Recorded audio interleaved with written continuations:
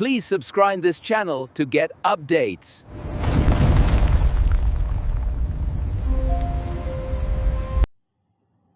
அன்பு தமிழ் மக்களே வணக்கம்.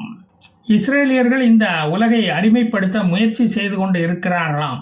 2026 மிகச்சிறந்த ஜோக்காக இது பார்க்கப்படுகிறது.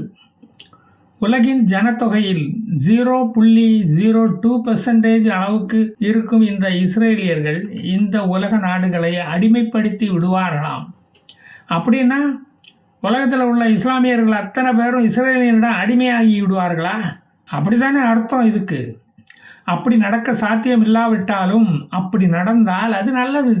அப்படியாவது அவனுங்க அடங்கி ஒடுங்கி இருக்க மாட்டானா என்ற ஒரு நப்பாசை தான். உலகின் சிறுபான்மையாக இருக்கும் யூதனை கண்டு ஏன்பா இப்படி பயப்படுறீங்க அப்படின்னு கேட்டால், அவன் புத்திசாலியாக வேற இருக்கானே, எங்களை விட புத்திசாலியாக இருக்கானே, அவன் மூளை மட்டும் ஸ்பெஷலாக செயல்படுதே, அவன் மூளை தனித்து தெரிகிறது, எங்கள் மூளை ஸ்பெஷல் சாதாவுக்குள்ள இலையில் மடித்து வச்ச சட்டினி மாதிரி அப்படியே சப்பி போய் கிடக்குது, அதுதான் பயப்படுறோம். அவன் நோபல் கமிட்டியை விலைக்கு வாங்கி நிறைய நோபல் பரிசுகளை வேற வாங்கிட்டான், எங்களால் ஒன்று கூட வாங்க முடியலை அப்படின்னு நீங்கள் வருத்தப்படாதீங்க. நீ ஒன்றும் கவலைப்படாத. மண்ணுக்கு அடியில் 750 கிலோமீட்டர் அளவுக்கு குகைவெளி பாதையை கண்டுபிடிச்சி போட்டதுக்கு உனக்கு நோபல் பரிசு கமிட்டியில் நாங்கள் காசு கொடுத்தாவது அந்த பரிசை வாங்கி தரோம். டொனால்டு ட்ரம்ப்பு வயிறு எரியட்டும். ஆல்ஃப்ரட் நோபல் கண்டுபிடித்த டைனமைட்டை அதிகமாக பயன்படுத்தினது உலகத்திலேயே நீ ஒருத்தன் தானே. புட்டுக்குழலுக்கு உள்ள அதை அடைச்சி வச்சு ஏவுகணையாக மாற்றி இந்த டிபன் பாக்ஸு குக்கர் வெடிகுண்டு தயாரிப்பாளர்களை எல்லாம் நீ பீட் பண்ணிட்டியே. உன் சாதனையை முறியடிக்க எவனாலேயே முடியாது. ஆல்ஃப்ரட் நோபல் கூட ஜெர்மன் சிட்டிசன்ஷிப்பை கேன்சல் பண்ணிக்கிட்டு சுவிட்சர்லாந்து, அமெரிக்கா அங்கெல்லாம் போய் அலைஞ்சிக்கிட்டு இருந்தார். இப்போ அவர் உயிரோடு இருந்திருந்தால் நேராக காசாவுக்கு வந்து குடியேறி இருப்பார். அப்போது பாலஸ்தீனம் என்ற நாடு அந்த சமயத்தில் இல்லாததுனால அவர் இங்கே வரல போல இருக்குது. இப்போ கூட பாலஸ்தீனம் என்ற நாடு இல்லையே. அவர் தான் பெரிய சயின்டிஸ்ட் ஆச்சே. அவர் இருந்திருந்தா அவர்கிட்ட சொல்லி இந்த பாலஸ்தீனம் எங்கே இருந்துச்சு, எங்கே இப்போ இருக்குது என்று தேடி கண்டுபிடிச்சி அவர் கொடுத்துருப்பார். நீங்கள் இவ்வளவு தூரம் கடந்து ஆயுதம் ஏந்தி சிரமப்பட வேண்டிய அவசியமே வந்திருக்காது.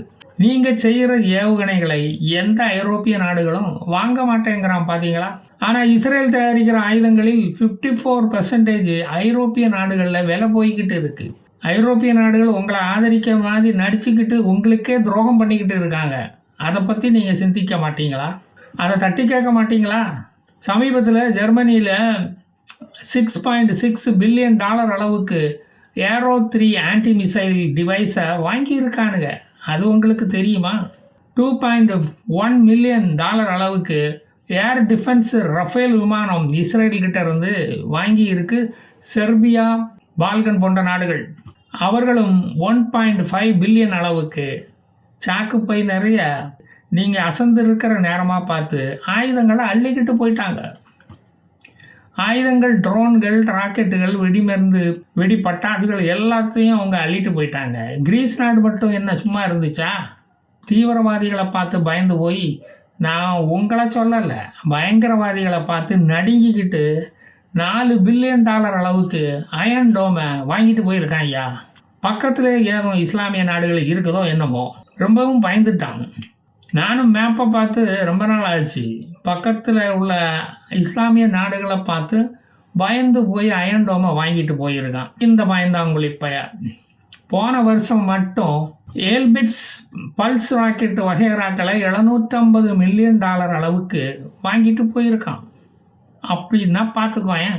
அதோட இஸ்ரேலின் கேஸையும்லாம் சேர்த்து வாங்கிட்டு போயிருக்காங்க. நமக்கும் தான் கேஸ் ட்ரபிள் இருக்குது, வாங்கிறதுக்கு தான் எவனும் வரல.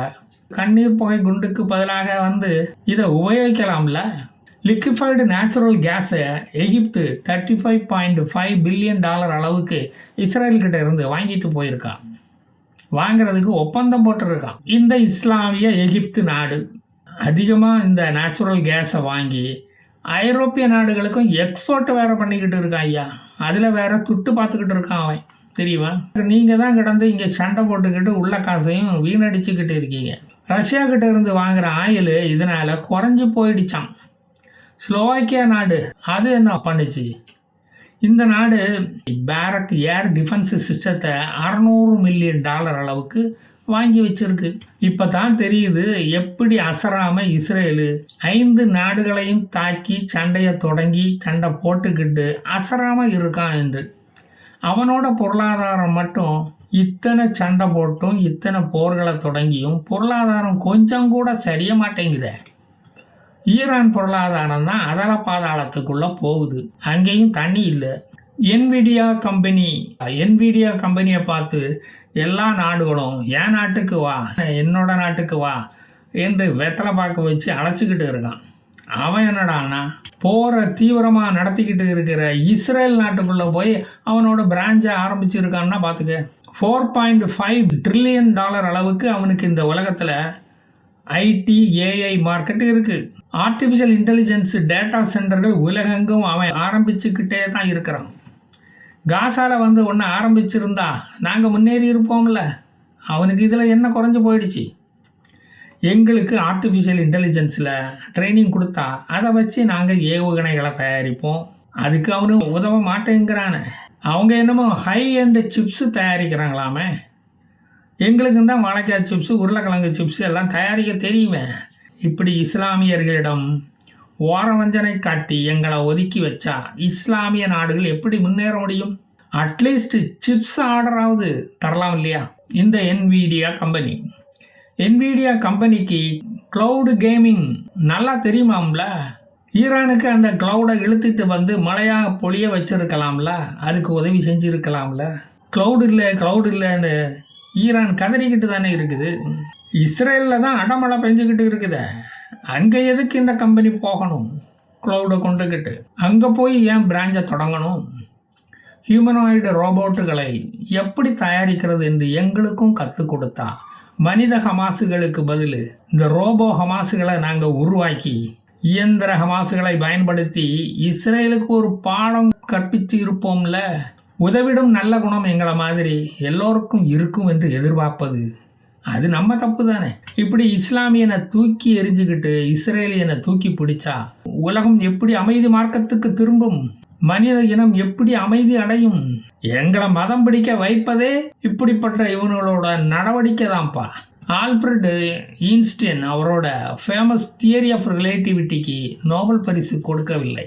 ஆனால் அவங்க கொடுத்தது ஃபோட்டோ எலக்ட்ரிக் எஃபெக்ட்டுக்கு தான் 1921 நோபல் பரிசு கொடுத்தாங்க. அவரோட உண்மையான திறமையை லேட்டாக தான் அவங்க புரிஞ்சுக்கிட்டாங்க என்பதற்கு இதுதான் ஒரு நல்ல உதாரணம். ஹமாஸின் குளிபறிக்கும் திறமையை லேட்டாக தான் இவர்கள் புரிந்து கொண்டு பாராட்டுவாங்க, லேட்டாக தான் நோபல் பரிசை கொடுப்பாங்க. உங்கள் தவறை நீங்களே உணரும் காலம் வெகு தூரத்தில் இல்லை. காசாவில் பீஸ் டீல் ஒப்பந்தத்தை ஹமாஸ் மீறிவிட்டது என்று இப்போ வந்து சொல்கிறீங்களே, அதை நாங்கள் மீறி 4 மாதத்துக்கு மேலே ஆகுதுயா. இப்போ போய் சொன்னால் எவனாவது காது கொடுத்து கேட்பானா? வெஸ்ட் பேங்கில் 19 இடங்களில் இஸ்ரேலியர்கள் செட்டில்மெண்ட் காலனிகளை அவர்கள் உருவாக்கி இஸ்ரேலியர்களை அங்கே குடியமர்த்தினதுக்கு 14 நாடுகள் எதிர்ப்பு தெரிவித்துள்ளன.